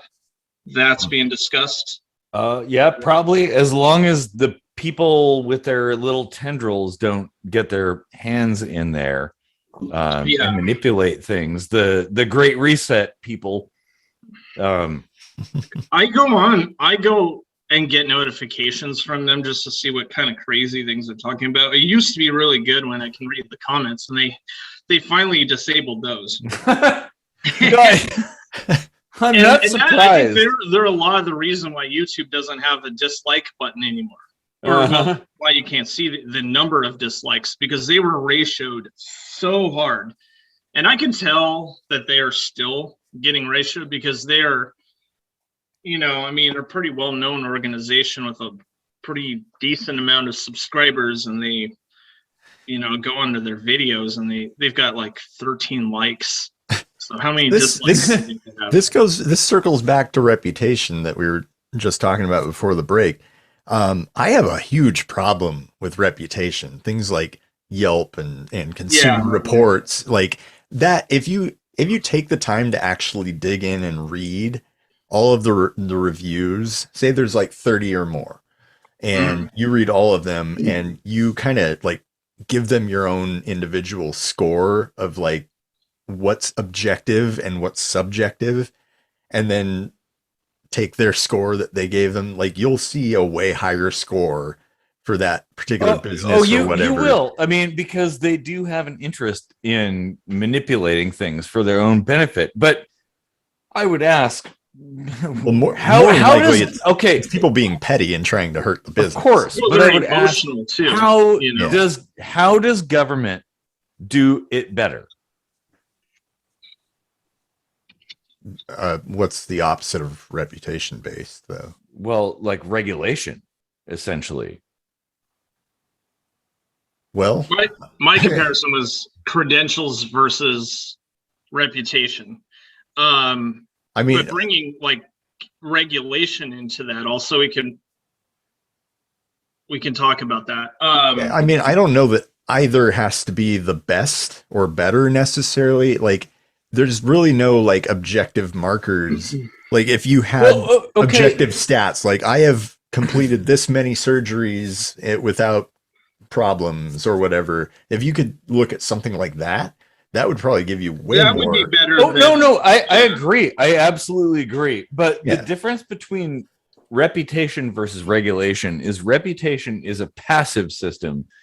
Regulation is an active system. So when with Yelp reviews or Angie's List or whatever, there are not going to be people coming to your house with guns. They're not going to be people like extorting fines from you because you don't defer to their particular way of doing things. That is a factor to consider. It is a passive system, and it's kind of something that is community built. Yeah, you don't have that with the state. The state decides, they decree it, and you better shape up or. but it's usually usually decreed upon very objective things like you got to give this a fair chance. Like you say everything comes down to guns and shit, and you act like there's absolutely no science behind any of it, but there is. Like credentials mean something, you know, like learning things in a regulated manner means everybody knows how to do something and do it well. I agree. I totally agree. Yeah, like it's the methodology behind enforcement that I have a problem with. I mean, that's fine. Nothing's perfect. But if it's all reputation based, we would just have homeopaths, because look at all the fucking hippies out there that don't know jack shit. That's kind of like dialing things up to 11. I mean, so is saying somebody's going to come with guns, and like, you know, but it never comes to either of those. Okay, where are the Angie's List gun people or the like Consumer Reports armed soldiers that are going to come and enforce that? Nobody does. Where are the armed soldiers that come in and say, like, oh, you didn't clean your scalpel in the autoclave correctly? Like, you know, like that's just not happening. Well, it kind of does. I mean, to some extent, it does. But behind closed doors, it's hyperbole. Like to say that because you don't see some extravagant scene played out like a Matrix kind of scene where people are shooting at each other, that it must not be happening. Well, it does happen. Like, I mean, people's lives are literally ruined by the state. I firmly believe the state is behind a lot of the problems that we deal with in the world, whether it be war, disease, internal conflict amongst each other. Yes, I totally agree. Okay, so I'm going to propose this particular statement, and I challenge anybody to counter it. Almost every problem you can think of in the world can be traced back to the state. Oh yeah, absolutely. If you really, really dig down deep enough into it, you can definitely prove that almost just every time. I'd go a step further and say religion. Oh yeah, no, I agree. The church too. The church is part of this too. This thing is power. It's chicken and the egg. Which really came first? I don't know. Who came first, man or the state? You know? And it's a man-made entity. There was mankind before there was the state. You know, religion's man-made too. Well, it is, right. and it's faith-based. Like, that is a problem that people defer to this to solve their problems, and it's like it has no intent of solving any of your problems. No, it wants your resources and your votes and your love, and it's going to do whatever it can to get it. And here we are. Hence why I'm an anarchist. Like, I don't like, I want to solve problems. Like, I am a huge problem solver, an engineer. I love fixing problems for people. Like, that saying, like, be the change you want to see in the world. Like, I take that to heart. I want to be that change. But the state gets in the way. The church gets in the way. Like, you can't solve problems when there's people are blindly believing in things and hyper focused on stuff, fighting amongst each other. Like, look, there are problems. We have to solve them. Like, can't we all get along and like figure this shit out? We can, you know, like we totally can. All the people that I in know fact, that are, I would argue that the church and the state are the reasons why we have not solved any problems through most of the course of human history. If I talked in the same manner that I talk to my friends abroad, you know, my friends from other countries, I wouldn't be allowed on YouTube. You know, their censorship is so powerful, you know, that, and it's not even a human even listening to what I would be saying on YouTube. It's some algorithm that filters out certain words and bans you immediately, right? And just the way we deal with that a lot on this channel. Oh my God, you'll have to edit this out, but the word cunt in Canada is not a bad word. So on that side of the border, that would be allowed on YouTube, but it probably isn't allowed on your channel. It's pretty normalized in England too. Yeah. And it's getting better around here. Like I don't really know why I don't know why anyone thinks anything is a bad word, honestly. Like none of that made sense to me ever in my life. No such thing as a bad word. It's someone's inability to understand someone's intent.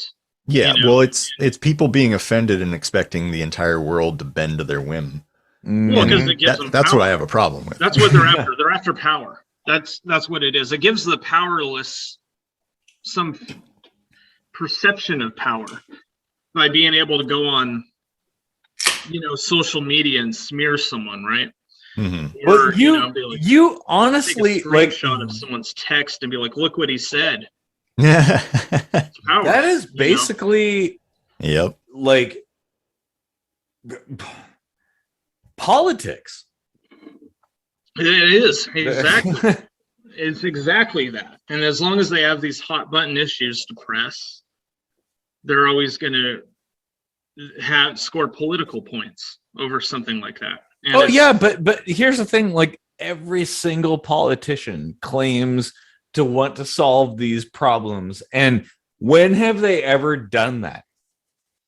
They can't, like, because then they don't have anything to talk about in the next election cycle. You know? Well, yeah, because as long as they can throw someone else under the bus, it's like that guy's your problem. That's the person that's kicking the can down the road, essentially.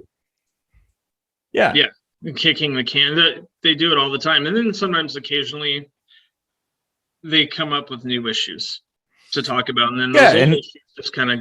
And there's going to be like a few, you know, pandering, like, oh, you know, we've solved this problem, and feel good kind of things to make the plebes feel like they're listened to. It's like, no, these fuckers don't listen to you. They don't care about you. Nobody cares about you. You have to be whole into yourself, and be your own person, and also be a humanitarian and help your fellow humans. Like, nobody's gonna do it for you. When the Klingons come and invade, we're all fucking dead. Instead of kicking the can, we need to be kicking the chair. Yeah, exactly. Well, I kind of have the same attitude. I want to do something meaningful with my life that, you know, that has some kind of impact on the rest of our society. But I'm just one person, and I've long given up on, you know, changing the world and all that stuff, right? But the reason is because it's this attitude that people have that they've got to pour all of their faith in one person. So that's like a politician, right? We got to elect the right person, the person that shares my ideology, and everything will be fine. And that's this going back to that same like cult mentality where you're pouring all your faith into one person. And the more that I see that, and unfortunately it's year after year, more and more of that, the less inclined I am believe that I believe that humans can actually be free and think for themselves and live their lives the way that they want to. I No, think we're going to have more state in the future as opposed to civil disobedience. I actually think that is very optimistic. Like, I feel optimistic about that. Like, where you're at is where a lot of people are at. Like, you get jaded to the point where you just don't give a shit anymore. And we shouldn't give a shit. Who are these people? Like, who put them in charge? Why are they the ones that are up there on the pedestal that everybody's like checking check boxes for? What, Kardashians and stuff like that? Fuck that shit. Like, I don't care. I don't care about what you have to say. Like, I care about results. Like, if you can show me you have made a difference, then that counts. So I think that now my attitude for making a difference has changed. It used to be about how many people can I influence, and realizing I can't influence anybody, right? And my attitude now is I just want to be left the fuck alone. That's a huge achievement. Huge achievement. Leave me alone, you know? I don't fault you for that at all. Like, I feel the same way. Like, I just want to live my life and be free and be my own person. But, you know, at the same time, I have this calling. Like, I want to change the world in a little bit, like a little tiny bit at a time. Like, it's exponential. You plant 2 seeds and they grow into like 10 trees. Yeah. So I would argue that no one can ever really be free. Irrespective of government or non-government. Oh, I agree. Yes, everyone has a completely different agree. Point of view of what freedom is. Yeah, that's a whole other episode, probably. Well, and we're kind of coming back to that point. Like, what does that mean? Yeah. But no, I agree. I think we did an episode on that, actually. We did. We've done so many, it's hard to remember. It's kind of hard to keep track. But yeah, like, what does it mean to be free? It's subjective. Mm-hmm. Like, what to you is freedom, to somebody else is slavery. Like, it's entirely personal. Yeah. It's a very personal kind of thing that everybody has to confront and deal with. Yeah, because I don't think very many people, if any, are 100% self-reliant. So you are always dependent at some point upon another human being, and that automatically adjusts free will on the part of one or both parties. No, you're right. Like, and being self-reliant, like, sure, you could be an outdoorsman and be quote unquote self-reliant, but you're still at the behest of nature. And we need social contact. Like, yeah, no, absolutely. Like, yeah, that's not even like a subjective. I think statement. COVID-19 has shown us that how important that is. Yeah, like the lone wolf thing. Like, you know, it's the whole, like, for a minute. The whole, like, be happy by yourself sort of thing. Like, there's a whole psychology to show that that's bullshit. Like, you know, like, partnerships and things like that, they're like vital to being a human. Oh yeah, like, and oh man, and you get into a partnership and you automatically have to consider the other person's. Humans are overwhelmingly extrovert. They always have been. Yeah. What's strange though is that now that's starting to change with the advent of, you know, social media. People are becoming less social because they don't have interactions with people in reality anymore, you know. So it's something that is, I don't know if it's like the scourge on society as they make it out to be, but it could come to a real problem like it is in Japan, where they're so the opposite of how we are here, where we'll want to gather up together and go and hang out with our friends and date and do all and get married and things like that. And they just do not have any interest in that whatsoever. In Japan, it's gotten to be such a problem that their birth rate is so ridiculously low that they've had to, the Japanese government has had to influence, promote, dating and socializing and doing activities like that are pretty much norms around the rest of the world, but they have absolutely no interest. Governments proposing people hook up. Right. And it does. And I bet you anything, it's probably not really working, because it's not. It's not. Yeah, I mean, and birth rates are low across the world, but it's not just they are. There's nothing wrong with that. There's plenty of people. Well, that's true. We don't need to keep increasing the amount of people. We don't need to have a bare minimum of people. I don't understand what the whole birth rate low problem is. So here's the problem. Fertility rates have been on a decline since the 1950s, and pretty much heading straight down. It's not even a slow decline. It's heading straight down. I'm one of those people. And it's no one really knows exactly what can cure that. It can't be reversed. Nope. We know what some of the things that lead to fertility problems. But when you get to the point where that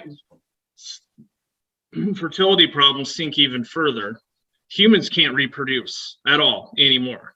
So it's that there's still people out there that think that there's too many people in the world. I totally disagree. I think there's not enough, considering that problem. I agree, honestly. Okay, well, this is going to be good. No, yeah, there's some biology here, because what you're describing, the end result is inevitable. Because here's the thing. The more we procreate, the faster the Y chromosome shrinks. So eventually we won't have men at all. And you do need men to procreate. So either way, we're speeding towards the end of civilization. We might as well have enough food for everyone that's actually alive. Well, yeah, but people aren't procreating like that anymore. Where, prior to the boomer generation, where they were having 7 kids. Now we're lucky to pump out 1. It's not about how many you have in one generation. It's actually about how many generations you're creating. The longer we go, because with each generation that passes, a little gets shaved off of the chromosome that has to do with changing your hormone levels and your anatomy into what we consider male and female, and eventually there will come a point where what we consider the quintessential male chromosome there's just no males anymore. But is a birth, giving birth to children the only cause of that? Well, I mean, that's not per se the cause. The cause is just that entropy, right? Everything gets worn down. If you use a pencil long enough, it gets shorter and shorter, and that's basically what's happening when these chromosomes are button up against each other and doing their thing. They're losing a little bit, and then they pass on less each time. And the Y chromosome was already super short. I have a poster back here.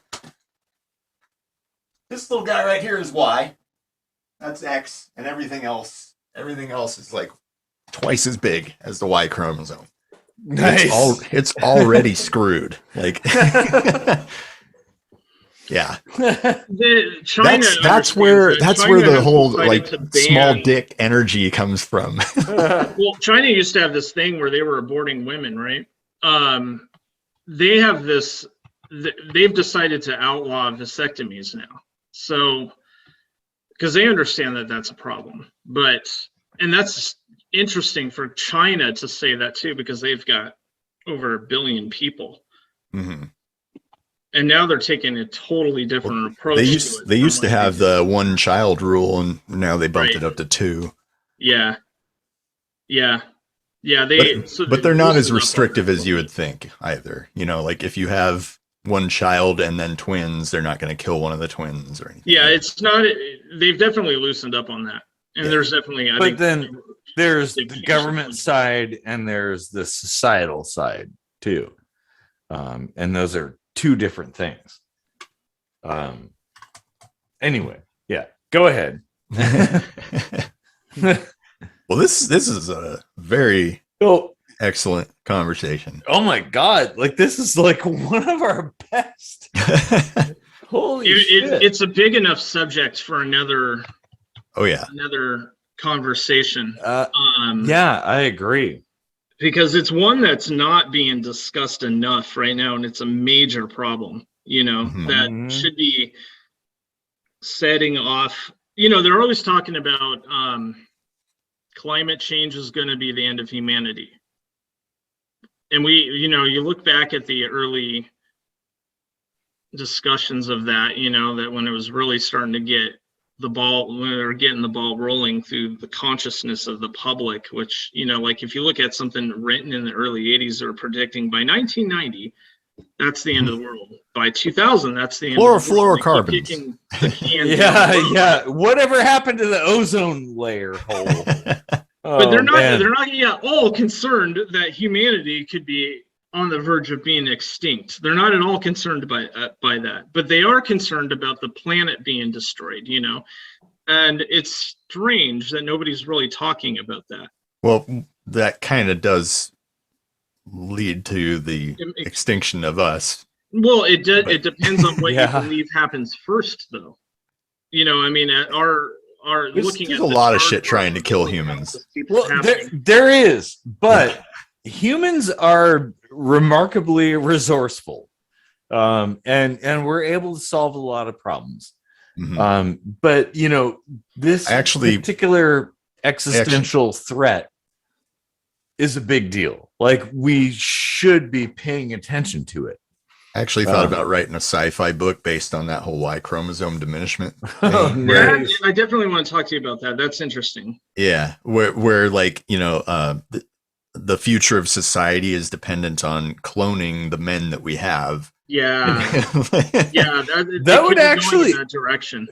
That would be a really good sci-fi book. Yeah. Oh man. And to think like all this began like with a conversation about anarchism.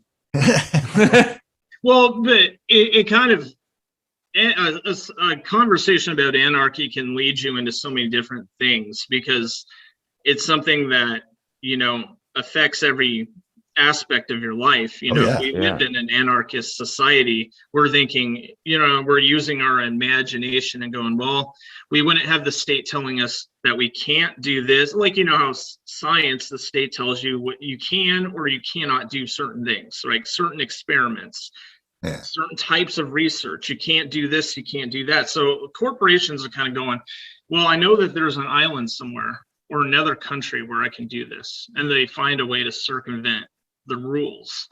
And you know, anarchy, you know, a subject like that can steer us into any subject, really. I mean, I brought up hospitals, but we didn't even go into infrastructure, flight, space travel. We absolutely could. Society, who's going to be your doctor? We totally could act out as the police. Then naturally, people are going to they're gonna go into these roles. There's always going to be somebody that wants to be a doctor because they want to help people, and it's not because they want to make the most amount of money. It's generally, I think people want to do what they're good at, you know. So I think in a sense that when you take away status as a motivating factor to pursue a certain role, that's good. You know, I was surprised when I was working amongst all these kids, you know. I guess they were Generation Z or maybe millennials, but they were I just assumed what they were going to do when they were going to go to college is become a programmer, because that's what everybody does, and for good reason. You make more money than a doctor and you have less responsibility, right? But these people were actually talking about, wanting to become a nurse, or, do like, construction, and do like real practical things that have a pretty much a perpetual role in society. Will never go away. You're always going to need these kinds of people to do these certain things. And programming, if Facebook dissolved tomorrow, the world will keep turning.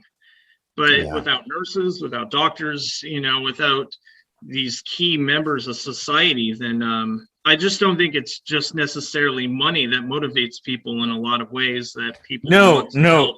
It's not always not it. Like Micro, one of my bros, like I love that guy. Yeah, people are motivated to do humanitarian things, like even really shitty humanitarian things. We always will be. I'll agree that programming is very much like it's aesthetic, right? Like we don't need these things. They just make our lives immensely easier. It's an art form. But you could almost argue that of construction too. I mean, you could fashion your own shelter to not die. Well, you could, but you wouldn't be able to build upon the shoulders of everybody else who came before you, who knows all of the right ways to do things. Yeah, but I mean, I'm actually arguing for like what you're saying. Just because something could be like diminished down, so far or whatever to claim that it's just aesthetic, like, oh, kids don't need smartphones or whatever. It's like, well, you know what, like it's kind of things are steering that way. Like they are. The internet used to be like something that you was like a luxury, and now it's a utility. This is the point where I would throw in the video of the, like, what is the internet? What is internet? Yeah, but I mean the point is, like, we integrate all these facets of what humanity has built on the shoulders of giants, and we depend on it and rely upon it, and I don't think that's a bad thing. No, not at all. I mean, yeah, if it crashes, like, we kind of don't know what to do, but you know what, like, the whole of humanity was built that way. Really? Well, yeah, it's engineering. Like, we make mistakes. We try things, we make mistakes, and we attempt to improve upon that. So future generations don't have to deal with the same failures we had. Yeah, and in that way, we have evolved to be dependent on the village. Other people, and we have to get along with those people, and even if we don't necessarily see eye to eye, which is really important. And that's where the argument of government comes in, and how this whole conversation ties together. Which I would argue that's where the argument of government falls apart. I generally don't think that there's enough people, let's say in North America, that says we've got to invade the Middle East because of their, religious beliefs or anything like that. And our government would have us believing that that's absolutely the case. And that's the reason why we're over there. We don't know why they're over there, but they... Well, there's things that that we're not allowed to know. And I think still there's people though that think what they're telling us is generally the truth, or some version of it. That goes into one of those conflicts that only governments have caused, with global war and things like that. It's always something that isn't the result of a mass of people in North America fighting amongst the people in Britain and France and Germany. People generally just don't have that kind of animosity in them, but governments definitely have an influence in stirring up that animosity. Transparency. If there were transparency in government, like written in to the structure of it, you know, like I think that would make it a whole lot better, because the whole idea of like protecting, you know, certain information because of national security, if it's a threat from outside, if they know it, that means it's a threat to the government if we know it, which kind of tells you that they're protecting themselves from us just as much as them. Yes, that's exactly what they're doing. You know, they are absolutely afraid of us, and they're trying to protect, you know, the North and that's something we all agree on.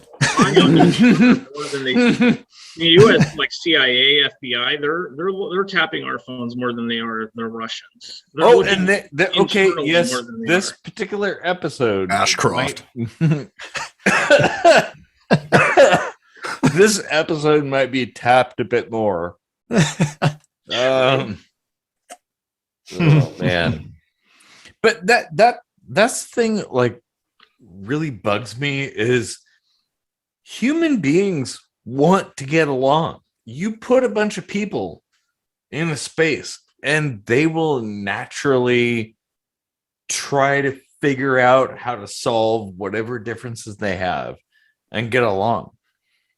But government wants to make people hate each other and like take sides and vote along party lines and stuff. And that's exactly how we're controlled. Like the minarchist idea of government being a service, and really they should only be governing themselves to maintain that value that they're just there as a service. You know, like if that were the case, that would be fine. Like, I'm all for paring down the government to like exactly what we need and none of the fluff, you know. Yeah, well, yes, I totally agree. Though that's the thing. What's that? We all don't agree. Between the three of us, I'm sure that each one of us will have a different idea of what the role of the government should be. You know, but we probably agree on the fundamentals of why. Like, I think we might agree on that. For the most part, probably. I mean, I would hope so. I don't know. Wow, we're okay. So, like the FDA would be one of those things that. Oh God! Don't get me started on the They FDA. tried to ban vitamin C, I think, sometime in the 90s. You know, and it wasn't just like they were trying to ban a particular product. They were trying to ban vitamin C supplements in general. You know, and because, you know, the media was running with some story about, oh, there's another vitamin C overdose. It's water soluble. Okay, I'll clear this up. You can overdose. You can become toxic, at least, on vitamin D or vitamin E or vitamin A. These are fat soluble vitamins. They stick around and they'll accumulate. Vitamin C, you piss that shit out. B vitamins, C vitamins, you piss that shit out. Exactly. The FDA does that kind of stuff though, where they, well, you know, I don't know what the future looks like. It's kind of strange, you know, like the FDA would be like getting something through to them would be like 12 years at least, you know. I mean, when I hear about something new that comes out, I don't think that I can actually revisit it until a good decade down the road where it finally comes out, you know. But and that's still paying them millions and millions of dollars. I just want to add, vitamin C is also, on the flip side, not like some miracle vitamin that like attacks cold viruses. It doesn't work that way. But okay, carry on. Exactly. Like the thing about the whole vitamin thing, like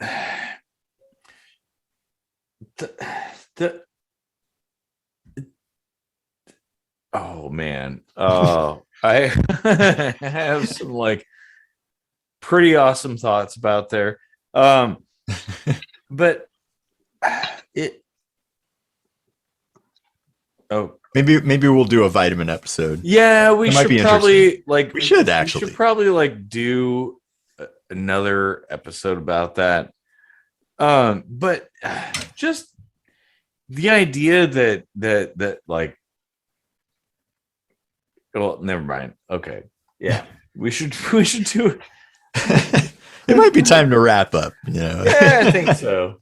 Yeah, probably a little beer and just getting late. It's getting late. We're about 2 hours in now.